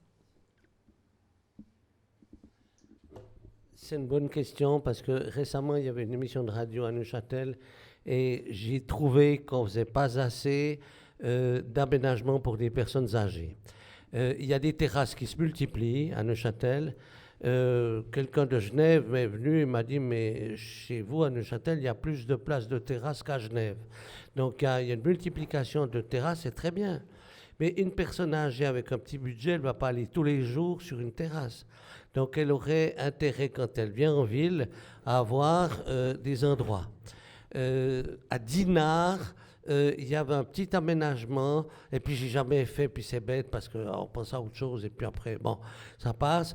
Mais il y avait un petit aménagement, ça s'appelait le coin de la petite critique. Alors je trouvais que c'était assez joli d'avoir un aménagement avec des arbres. Ce qu'il faudrait, c'est, en tout cas je parle pour Neuchâtel, c'est encore très minéral. Alors il faudrait mettre des arbres. Parce qu'il y a beaucoup de pierres et on devrait, à mon sens, mettre des arbres. On en a fait venir. Moi, quand on a fait la place, qu'on a créé la place Coquillon, on avait commandé un arbre qui avait déjà 20 ans. On coupe les racines régulièrement, puis après il explose parce qu'on n'avait pas le temps d'attendre que le tout petit arbuste devienne un grand. Il fallait que d'emblée la place soit meublée par un arbre, soit habitée par cet arbre. Mais là, il y a, je pense, des progrès à faire pour les personnes âgées et des places à l'ombre avec des bancs et autres. Et ça manque, en tout cas pour Neuchâtel, je ne sais pas chez vous, mais je ne parle pas seulement du bord du lac, mais non, on a le bord du lac comme vous, mais très franchement, on pourrait faire plus et mieux. Alors à Nyon, c'est vrai qu'on se préoccupe quand même à toutes ces thématiques, personnes âgées, mamans, femmes dans l'espace public. On a justement aujourd'hui eu un cours Être et rester mobile dans le cadre de la semaine de la mobilité, où les personnes âgées avaient justement la parole et on essayait de leur expliquer comment utiliser de manière plus adapter l'espace public. Maintenant, c'est vrai qu'on a aussi fait, il n'y a pas si longtemps que ça, il y a 1 ou 2 années, une cartographie des bancs publics. On essaie de densifier les endroits où il y en manque. Et l'idée aussi, c'est de faire régulièrement des marches avec les aînés, avec les mamans, avec les femmes. Il y en a eu une, justement, on voit une photo sur ce panneau, les Nyonnes. Les Nyonnes, c'est un collectif de femmes qui a fait des balades sur l'espace public aussi bien de jour et de nuit et a relevé en fait les endroits qui ne leur satisfaisaient pas et pour essayer d'améliorer. Donc on est vraiment à l'écoute de ces personnes-là.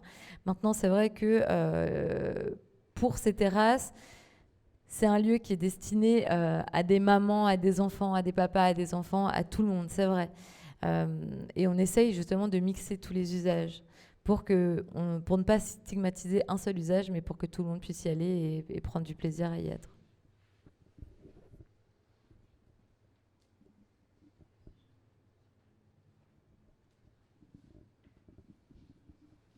Et l'hiver, que se passe-t-il autour de ces endroits publics? Alors, l'hiver, eh ben, on va tester l'expérience cette année, puisque cet hiver, on va garder cet espace-là, alors que l'année dernière, il a été démonté. On fait quand même attention à avoir des distances réglementaires pour tout ce qui est déneigement et entretien de l'espace public. On a moins d'activités, hein, effectivement, il n'y a plus de transat, mais on garde quand même tout ce qui est plantation. Et après, c'est un autre usage. À la place d'aller boire un verre en terrasse, on va avec une luge et ses enfants. C'est sympa aussi, finalement. Maintenant, pour le château, c'est une terrasse qui est temporaire, donc elle va être démontée. À voir certainement l'année prochaine, hein, on aura certainement le même projet. Mais c'est vrai que l'hiver, c'est des espaces qui sont un peu moins conviviaux et un peu moins utilisés. Il est vrai.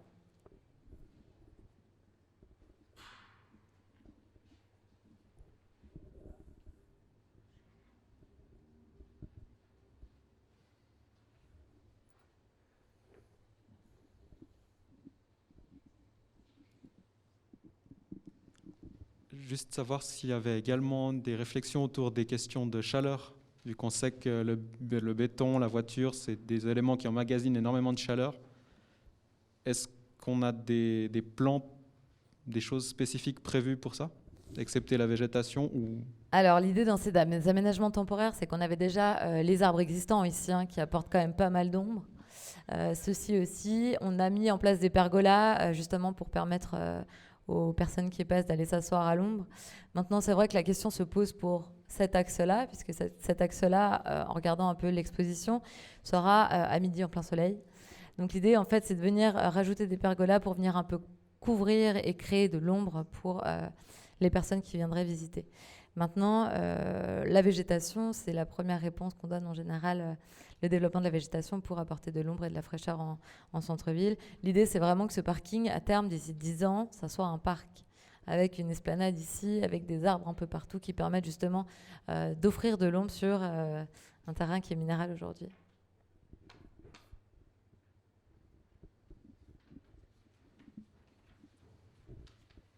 Qui dit espace public, il dit aussi banc public. Et vous avez mentionné ça, c'est mon mot-clé. J'ai fait un projet sur les bancs publics. Donc, ça m'intéresse beaucoup comment vous avez fait le recensement, mais surtout comment vous avez fait pour demander aux gens où il manque les bancs, avec quelle méthode. Alors, Sauf Erreur, c'est un projet que je n'ai pas mené moi, mais que j'ai suivi. Et Sauf Erreur, on a posé des questions. On a posé des questions aux personnes on allait se balader en ville et on se posait des questions aux personnes qui étaient assises sur les bancs, aussi aux associations d'aînés qui sont assez actifs à Nyon, aux mamans. Et puis on a essayé d'imaginer un peu toutes les personnes qui seraient susceptibles de s'asseoir. Et on a posé en fait la question aux associations qui nous ont répondu. Maintenant, c'est vrai qu'un banc, on voit aussi s'il marche à son usage, hein. Donc en se baladant en ville sur un matin, un après-midi, un soir ou même plusieurs fois dans la journée, on voit si celui-ci est utilisé. Et c'est vrai qu'on a souvent des remarques en fait, d'utilisateurs qui, plutôt que de nous dire j'utilise celui-ci, ils nous disent plutôt là il n'y en a pas et j'aimerais bien qu'il y en ait un.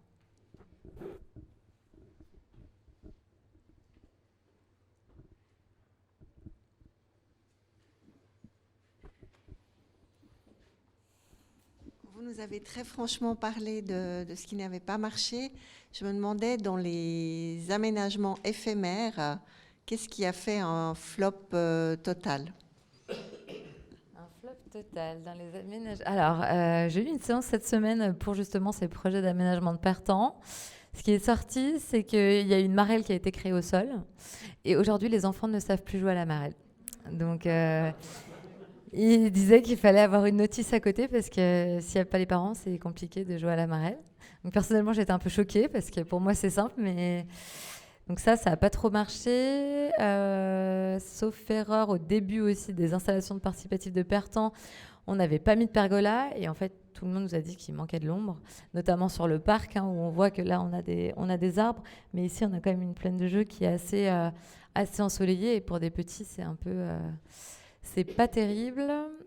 Sinon, je réfléchis, mais je crois que c'est à peu près tout.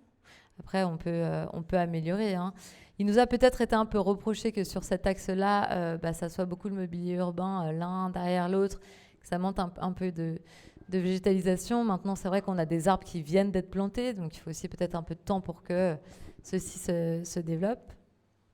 Et l'idée, pareil, hein, c'est que tous ces aménagements, ils ont une fonction, on vient en fait montrer aux piétons ce qu'on peut faire sur l'espace public ensuite. L'idée de la place de la Gare, là, c'est à terme de piétoniser cet espace, de piétoniser tout ça. Comme Pertan, où on va venir créer un parc, comme le parking de Rive qui est ici. L'idée, c'est d'enterrer le parking et de créer un parc, en fait. Donc, on vient, en fait, donner une petite idée à tous ces utilisateurs de ce qu'on va pouvoir faire. Et comme ça, ils s'approprient de plus en plus les lieux. Et quand on leur proposera de supprimer ce parking, comme ils ont utilisé tout cet espace et qu'ils se sont rendus compte que c'était quand même sympa, on risque quand même un peu moins d'opposition et on a fédéré, sans le vouloir, tous les habitants à ces projets.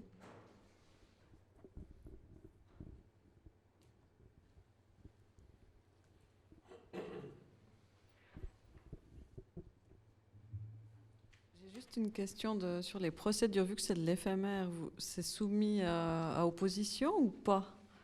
Que vous jouez Alors, sauf erreur, les projets éphémères comme ceux-ci, non, parce que c'est éphémère et que ça peut être démonté. Par contre, la place du château, ici, la place du château, c'est pas de l'éphémère. L'idée, c'est d'avoir dans un premier temps de l'éphémère qui va se traduire après par un projet réel. Et quand on a proposé ça, ça a été non d'office et du coup, recours à la CDAP pour le moment. Voilà.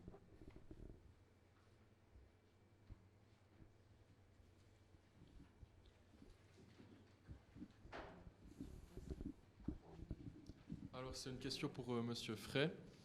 Vous avez dit que donc, la première zone piétonne est en 1979, mais aujourd'hui, c'est 40 ans plus tard. Et puis, est-ce que vous voyez des différences par rapport à ce style de projet? Est-ce qu'il y a des différences par rapport aux réticences des commerçants? Comme on a pu le voir, il y a aussi des commerçants qui font aussi opposition maintenant. Donc, est-ce que vous trouvez qu'il y a une différence entre 79, où il y a la première zone piétonne de Suisse, et aujourd'hui? Des choses qui se sont délitées. Comme je l'ai dit, la circulation n'est pas bonne maintenant. Ils doivent reprendre parce qu'ils ont été laxistes. À un moment donné, on a lâché. Et quand on lâche, reprendre, c'est très difficile. Donc, on a lâché pour les livraisons et autres.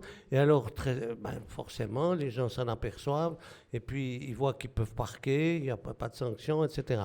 Donc, ça doit être repris. Alors, on entend qu'ils vont reprendre parce qu'ils peuvent pilier. Maintenant, on a les moyens qu'on n'avait pas avant. Ces piliers qu'on peut lever sans autre, sur impulsion électrique, ça marche très bien.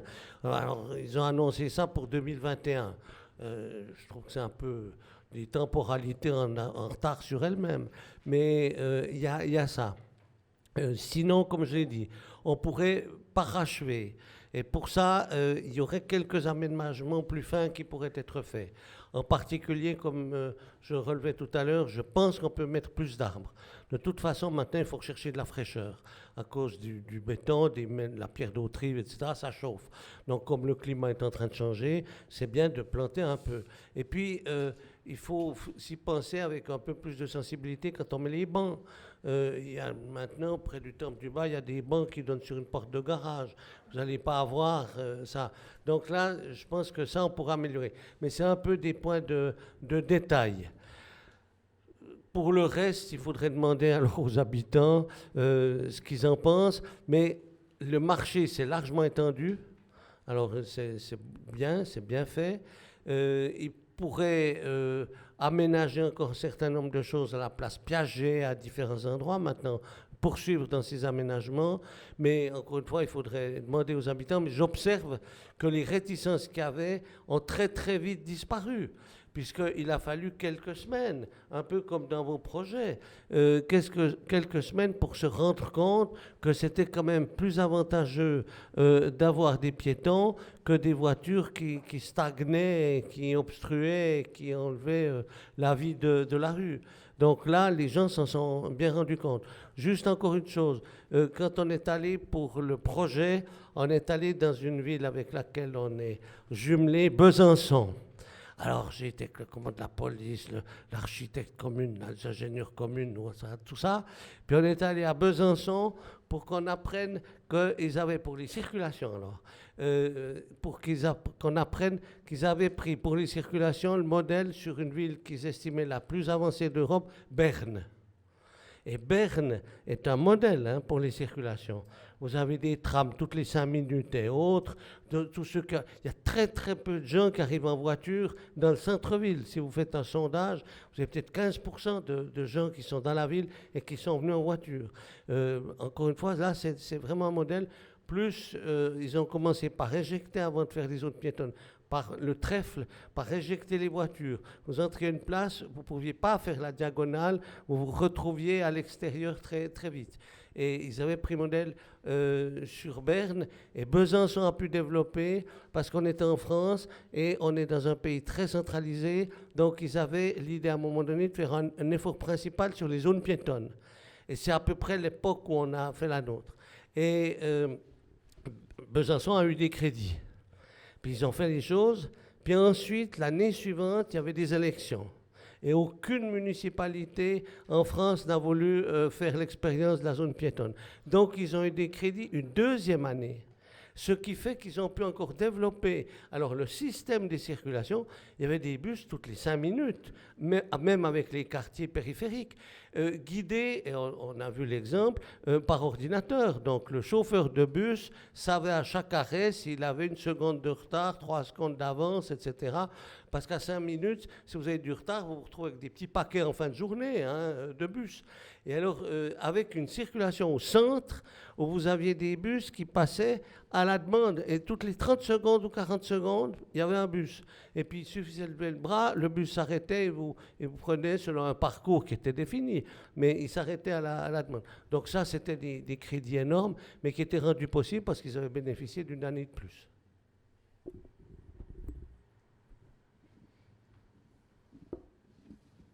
J'ai aussi une question pour M. Frey. Vous avez été visionnaire il y a 40 ans en créant une zone piétonne, puisqu'aujourd'hui toutes les villes en Suisse créent des espaces piétonnés au centre-ville. Qu'est-ce qui serait selon vous visionnaire en 2020 ?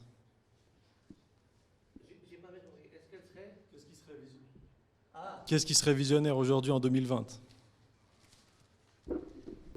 Alors, vous demandez à quelqu'un qui a une idée il y a 40 ans d'en avoir une 40 ans après. Ça, c'est trop difficile. Moi, j'en ai une toutes les 50 ans. Donc, dans 10 ans, je pourrais vous faire une réponse intelligente. Non, mais j'entends. Ce qu'il faudra sentir, n'est-ce pas ? Il faudra, le futur, il faudra l'aménager avec sensibilité. Alors, je ne veux pas polémiquer, surtout pas. Mais il faut éviter les sectarismes. Moi, à Neuchâtel, il y a une motion qui a été votée, très encouragée par une conseillère communale qui a maintenant des ennuis dans la municipalité pour son urbanisme. Une motion qui a été votée, il fallait supprimer le 50% du trafic des voitures en ville de Neuchâtel. Alors, petit détail, dans l'ensemble de la ville, que ce soit sous terre ou sur terre. Alors, le 50% du trafic passe par la route nationale 5. Donc, c'est en dehors de la juridiction de la commune, mais ce serait compté dans les statistiques. Alors, si vous devez baisser la circulation de 50%, puis que déjà le 50% est sous terre, il ne vous reste plus rien comme marge de manœuvre en surface. Donc, vous devez interdire toute circulation. Ça, c'est idiot. Je suis navré, mais c'est des exagérations. Alors, ce qu'il faudra, c'est aménager avec sensibilité un certain nombre de choses, que ce soit le lac, il y a des projets, mais il y a des années avec des millions qui ont été dépensés pour des études, mais des projets comme ça. Et puis l'habitat, repenser dans certains cas l'habitat, parce que je vois qu'avec le Covid, maintenant les gens vont quand même un peu plus à l'extérieur, hein, parce que s'il y a des confinements ultérieurs, il vaut mieux avoir son coin de jardin et autres. Alors, il y a un certain nombre de choses. Mais prendre l'air du temps, prendre les changements qui viennent pour pouvoir innover. Ce qui est sûr, c'est qu'il faut repenser les circulations. Ça, il faut continuer, on l'a fait il y a 40 ans, il faut continuer de le faire. Parce qu'on est quand même dans quelque chose qui est assez dépassé, hein, j'entends, où la personne qui vient travailler dans un de ces machins énormes, ces SUV, machin, ces gros véhicules, où il y a une personne, ça me paraît quand même totalement désuet, hein, archaïque, dépassé. Mais pour le reste, dans 10 ans, je vous aurai trouvé une idée.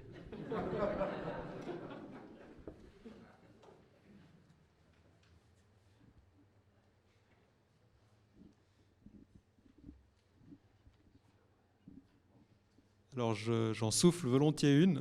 C'est moi quelque chose qui m'hallucine toujours. La voiture, sa principale absurdité, c'est son parking. C'est qu'elle passe plus de temps fixe qu'en mobilité. Or, on arrive à une époque où le numérique fait des choses tout à fait fabuleuses. On voit à Sion, par exemple, ces petits véhicules 2-3 personnes autonomes. Et puis on a également des villes qui commencent à numériser leur cité. Genève est en train de numériser ses SIG. Ce qui peut donner par la suite de l'information aux éventuels véhicules autonomes qui pourraient devenir, ne plus être fixes. Donc, quel serait le rôle de l'autorité publique dans la facilitation de ce genre de choses, ou au contraire, éviter ça parce que tel ou tel risque? Si peut-être vous avez un input là-dessus, je suis preneur. J'imagine que ça doit être assez coûteux, mais c'est l'avenir, ça, sans aucun doute. Il faut encore résoudre les problèmes de responsabilité, parce que dès le moment, vous avez vu, hein, j'entends de temps en temps, il y a une voiture qui tue quelqu'un. Alors là, comme il n'y a pas de chauffeur, il faut voir les responsabilités. Donc il y a encore 2-3 zones d'ombre. C'était parce qu'il y avait du soleil, et puis c'était un bus ou je ne sais pas quoi qui était un peu dans le soleil, puis le radar, les différents... vraiment les différentes télévisions qui étaient dans la voiture n'avaient pas vu. Elles se sont mis à percuter et à tuer quelqu'un. Alors il y a encore des problèmes juridiques à régler, et puis il y a des problèmes tout simples, hein, de savoir comment elles fonctionnent. Moi, j'ai une voiture, c'est une Skoda, c'est modeste, hein, je voudrais préciser, mais la voiture où il y a des bouts, vraiment, elle suit très très bien, hein, j'entends un peu, bon, partiellement, mais très vite, on vous rappelle qu'il faut reprendre le volant, hein, parce qu'il y a encore des risques. Mais je crois que c'est ça, c'est une des solutions, c'est de pouvoir regrouper les transports. Quand vous allez tous les matins, les gens qui font les mêmes courses tous les matins dans les pays, c'est pas bien pour les gens qui le font, c'est pas bien pour l'environnement, c'est pas bien pour la nature, etc. Mais ça, c'est des solutions d'avenir. Moi, je vois mal alors une commune, je ne sais pas si Yverdon en a les moyens, Neuchâtel, malgré Philippe Maurice, n'en a pas les moyens, j'imagine, de développer. C'est quelque chose qui est à l'envergure européenne. Il faut un programme européen, ne serait-ce que pour les guidages de ces voitures. C'était ma minute européenne. J'en ai une toutes les 50 ans.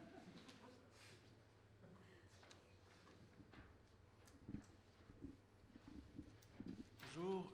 Est-ce que vous pourriez peut-être faire un commentaire sur l'évolution de Neuchâtel, puis le centre-ville, la convivialité, comment ça a changé la ville, l'atmosphère, comment est-ce que les gens ont changé leurs habitudes depuis les années 70 jusqu'à aujourd'hui?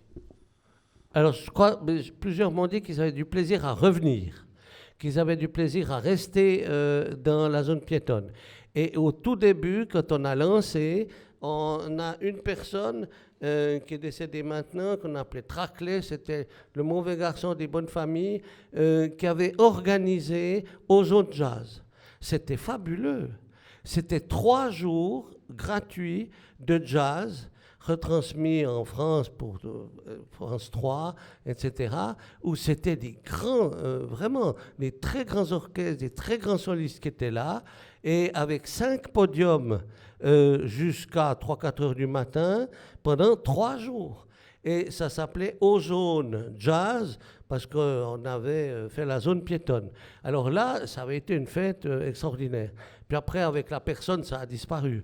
Mais les gens ont du plaisir à revenir. Et ça, c'était le but.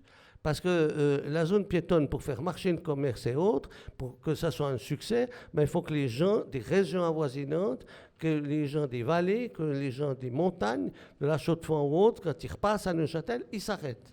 Eh bien, ça, maintenant, dans les échos qu'on a, ils le font. Donc ça, c'est une forme de succès.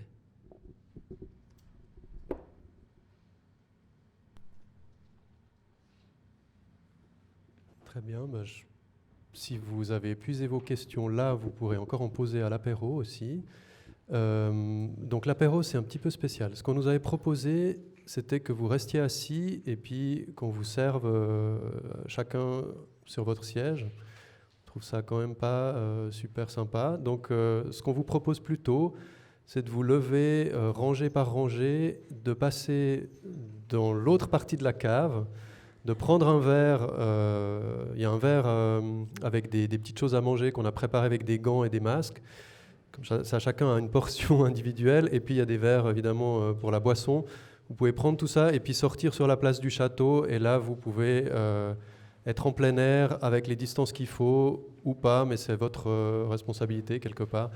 Et puis, vous pouvez continuer la discussion dehors. Voilà, merci beaucoup. Puis je vais laisser le mot de la fin à Madame Capt pour clore la soirée. Merci beaucoup. Il me reste à remercier très chaleureusement nos 2 conférenciers qui nous ont fait partager leurs expériences passionnantes, non dénuées de difficultés néanmoins, même si vous en avez gardé tout le positif. Nous retiendrons en tout cas votre enthousiasme et cette expérience-là. Et nous retiendrons qu'il faut être déterminé pour pouvoir promouvoir ce type soit cette zone piétonne ou ces parclettes, presque, on peut le dire. Du reste, ça me fait profiter de vous dire que je pense que ça va nous redonner de la vigueur pour remettre nos parclettes sur le tapis l'année prochaine, puisque on va vous faire part d'une petite expérience du service. C'est qu'on a voulu supprimer 6 places de parc à la rue de la Plaine, qui est la rue donc qui entrante dans Yverdon avec le château en face. 6 places de parc sur 120 quand même le long de la Plaine. Du reste, on m'aurait demandé combien il y en avait avant qu'on me parle des parclettes. J'aurais été incapable de vous dire qu'il y en avait autant. On a voulu supprimer 6 places de parc pour faire 3 parclettes. Donc 3 petites animations, terrasses qui ont été dessinées par plusieurs services qui ont participé à ça et qui ont eu du plaisir à promouvoir cette idée. Il y avait les travaux, la mobilité, le sport, l'urbanisme, les bâtiments, enfin je ne sais plus, c'était quasiment transversalité totale. Et on a pensé faire ça un petit peu, je vais dire, à la va-vite, parce que au fond, on était à la veille des vacances d'été et puis qu'on avait envie de faire les parking days avec d'autres. Et on s'est dit, on ne veut pas faire ça à l'arrache, mais on s'est dit, 6 places de parc, on va faire quelque chose de très joli, c'est éphémère, c'est vite monté en une semaine, c'est tout aussi vite enlevé. Eh bien, on a mis à l'enquête, parce qu'on s'est dit que comme on n'avait pas le temps vraiment de faire un processus participatif, on allait mettre à l'enquête. Et donc, on a mis à l'enquête et ça a été un total tollé avec des dizaines et des dizaines d'oppositions pour 6 places de parc. Et puis, en fin de compte, comme de toute façon, on était déjà arrivé au mois d'août avec tout ça et que les parclettes avaient moins de sens pendant l'hiver, on s'est dit, bon, on va pas, on a d'autres soucis, on a d'autres projets qui sont plus actifs et plus importants. Donc, on va pas insister, on va laisser tomber et on va reprendre ça à un autre moment, peut-être en s'organisant différemment, notamment dans la communication, en faisant peut-être plus participer les commerçants, puisque c'était principalement les commerçants qui y trouvaient à redire, alors que j'ai parfaitement apprécié ce que vous avez dit l'un et l'autre, puisque en réalité, nous étions, et nous le sommes toujours, convaincus que d'avoir des parklets, quelque chose d'attractif, parce qu'ils avaient dessiné des choses extraordinaires, vraiment avec de la verdure, enfin des choses magnifiques. On s'était dit qu'au fond, ça allait attirer du monde, que les gens allaient venir, circuler, regarder les boutiques, s'arrêter, faire la rue en haut, en bas, etc. Et qu'au fond, ce serait une véritable attractivité pour les commerçants. Nous espérons qu'ils en seront convaincus par la suite, plus tard, puisque nous pensons que nous reviendrons avec ce projet, notamment parce que nous devons supprimer 375 places de parc dans le périmètre de la place d'Armes, où nous allons faire un parking souterrain de 2000 places, et nous supprimons évidemment le dessus, mais nous devons en plus supprimer 375 places de parc autour. Donc voilà, merci en tout cas de vos expériences. Elles seront, nous l'espérons, entendues par tous, colportées en ville par vous tous. Merci de votre participation. Nous en sommes enchantés de voir que vous êtes venus aussi nombreux, malgré l'annonce de toutes ces restrictions qu'on nous impose depuis hier et que nous tâchons de suivre consciencieusement. Merci d'être venus. Nous allons continuer ce cycle de conférences, en tout cas porté par vous qui êtes venus. Nous essayerons peut-être d'avoir l'aula du château, donc une salle aussi plus grande, pour que vous soyez pendant l'hiver aussi plus à l'aise et que vous n'ayez pas de crainte à avoir. Et puis nous nous réjouissons de vous revoir. Et encore une fois, vraiment merci à vous deux de ces passionnantes expériences que vous nous avez fait partager.